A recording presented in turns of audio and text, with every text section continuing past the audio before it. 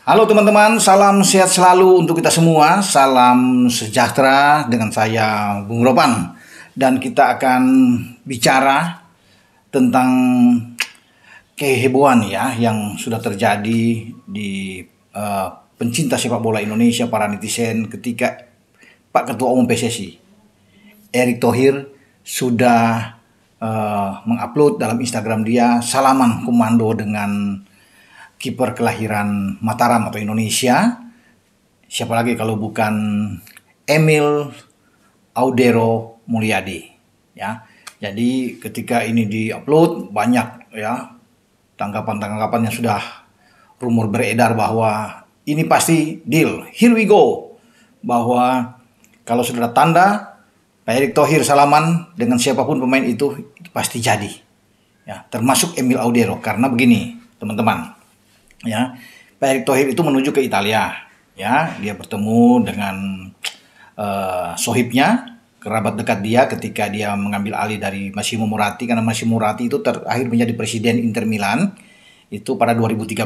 Nah, dia sudah menjabat dari tahun 95 sampai 2024 sebelum Facchetti masuk dalam 2 tahun. Nah, 2026 Moratti ambil lagi kepemimpinan tertinggi di Internazionale of Milan sampai di 2013. Kemudian Pak Erick Thohir masuk 2013 sampai 2018 sebelum dilepas kepada Stefan Sang yang saat ini berada sebagai orang tertinggi di Inter Milan. Erick datang bertemu, artinya kemarin ini dua kerabat lama yang tentunya begitu hangat pertemuan mereka, dan itu sudah menjadi sinyal, sudah mengatakan bahwa ini pasti soal Audero karena kan dikait-kaitkan dengan Emil. Ya bisa saja saya pikir itu terjadi. Nah setelah itu baru Erick ketemu dengan bos Razili juga, bosnya Sampdoria. Karena Sampdoria ini kan turun di Serie B sementara saat ini agak sulit untuk masuk lagi ke Serie A. Makanya Emil Audero itu dipinjamkan dari Sampdoria ke Inter Milan.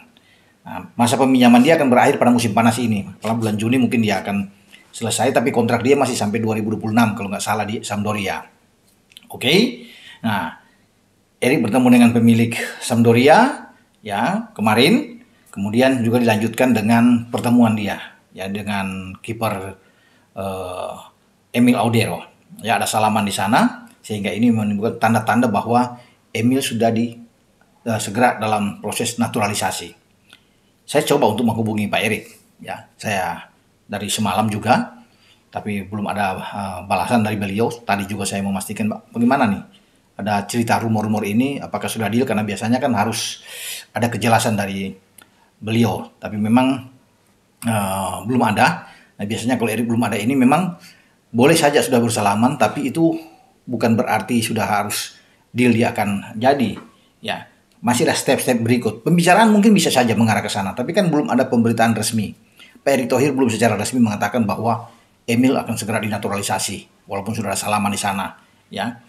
Karena apapun itu pemain bersangkutan harus ke Indonesia ya, dalam pengurusan semua naturalisasi nantinya akan ke Indonesia untuk ada macam-macam lah tes di medical check up semua lah, ada wawancara di sana yang terjadi.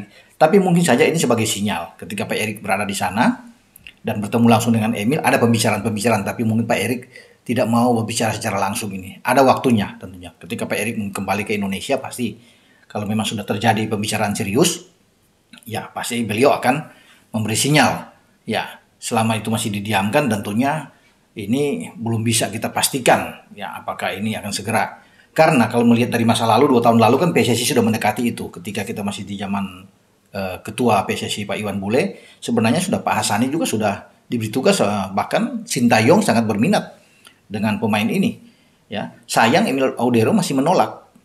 Ya, untuk memperkuat Indonesia, apalagi kan ayahnya pernah melontarkan kan seakan meremehkan tim Indonesia untuk berbicara di Piala Asia agak sulit, apalagi di Piala Dunia. Itu yang menunjukkan banyak juga netizen penggemar sepak bola Indonesia sempat geram juga dengan pernyataan Pak Edi Mulyadi ini bahwa seakan-akan merendahkan meremehkan Indonesia, tapi sekarang kemudian berbalik ya, karena mungkin pintu bagi Emil yang ingin berharap ke tim nasional Italia sudah menurut saya habis ya, sulit untuk bisa bersaing di sana, untuk apalagi menggantikan kiper utama Donnarumma agak berat memang, sulit, sehingga tidak akan mungkin dia bermain di tim nasional Italia saat ini karena Italia sedang fokus dengan Euro 2024 nantinya. Makanya ini ada perubahan mungkin. Bisa saja Emil berubah, karena apalagi dia melihat bahwa Indonesia ini punya peluang untuk lolos ke putaran ketiga di Piala Dunia zona Asia. Kita berada di grup F kan. Irak sudah lolos, tinggal menentukan apakah Indonesia atau Vietnam. Kita berada di paling depan untuk mendampingi Irak lolos ke putaran ketiga. Nah, kalau sudah di putaran ketiga, berarti peluang untuk bisa bersaing mendapatkan 8 jatah langsung menuju ke putaran final Piala Dunia di Amerika itu terbuka. Karena jatah Asia kan 8 plus 1, kalau nggak salah ya. 8 langsung lolos, 1 lagi nantinya kalau ini akan diambil bertarung dengan wakil dari zona Amerika Selatan, ya, Amerika Latin, untuk 1 tiket itu. Jadi peluang itu terbuka asal sudah di putaran ketiga.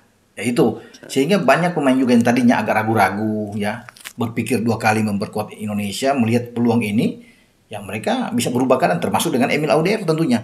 Bisa saja ketika ketemu dengan Pak Erik, ada pembicaraan di sana, Pak Erik juga mungkin mengatakan bahwa kalau you bersedia, silakan, dan mungkin Emil Audero akan mau, ya, karena kesempatan itu ada di Indonesia kalau dia ingin berbicara banyak, ya, di Piala Asia atau apalagi di Piala Dunia untuk hadir.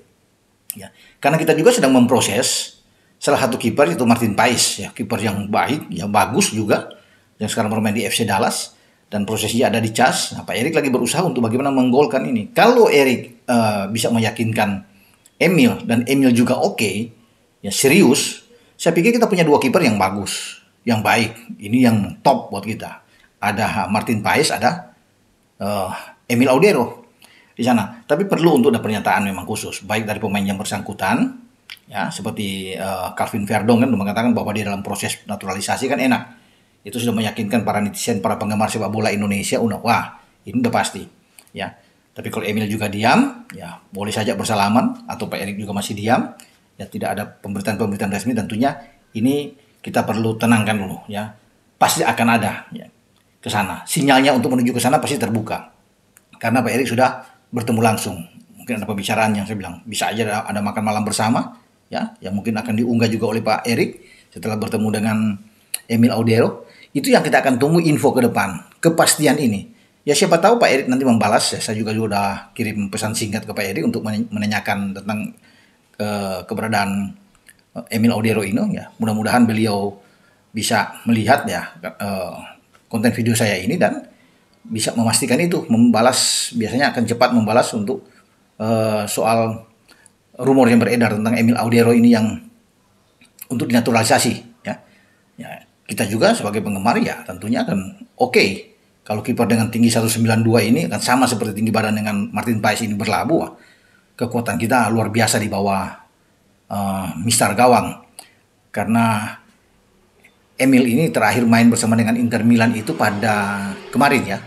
Itu pada tanggal 2 April yang ketika mengalahkan Empoli 2-0 di San Siro, dan dia ikut tampil sebagai kiper utama. Tidak tergantikan selama pertandingan. Diberi kesempatan oleh Simone Inzaghi sebagai pelatih Inter Milan. Dan sekarang 1 langkah ke depan, dia menunggu Scudetto. Sudah di depan mata Scudetto bagi Inter Milan.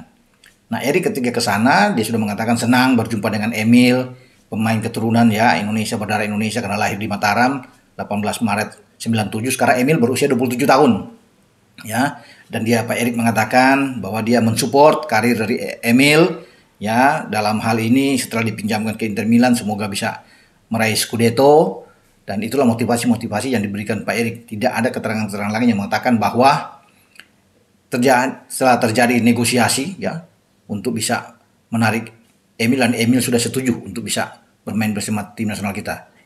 Belum ada itu untuk pernyataan resmi, tapi kita tinggal menunggu saja ke depan. Mungkin ini hanya menjadi rahasia bagi Pak Ketum sama Emil Audero, ya, untuk bagaimana pembicaraan selanjutnya. Karena saya pikir kalau Emil masih pingin untuk mengubah apa yang, ya, 2 tahun lalu dia menolak ini, kesempatan itu masih ada sekarang, ya, kesempatan itu. Tapi semua berpulang ke pemain yang bersangkutan. Tentunya dengan lobby-lobby yang ada di Pak Ketua, Pak Erik, untuk bisa meyakinkan ini. Nah, kita tunggu nantinya info kebenarannya tentang pernyataan apakah ini sudah oke, dan Pak Erik sudah mengatakan ini deal, ya, atau kita done, akan berjalan terus untuk proses naturalisasi.